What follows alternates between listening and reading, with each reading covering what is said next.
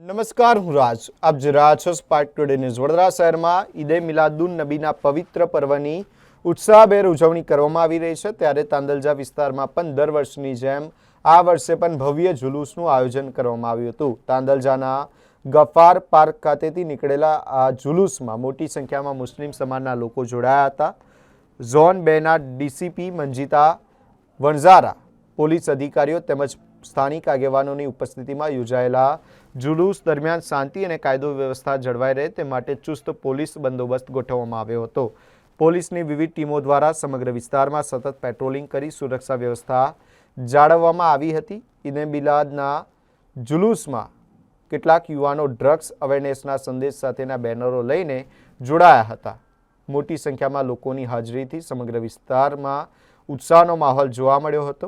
ધાર્મિક ભાવના સાથે યોજાયેલા કાર્યક્રમમાં શાંતિ, ભાઈચારો અને કોમી સૌહાર્દનો સંદેશ પણ જોવા મળ્યો હતો.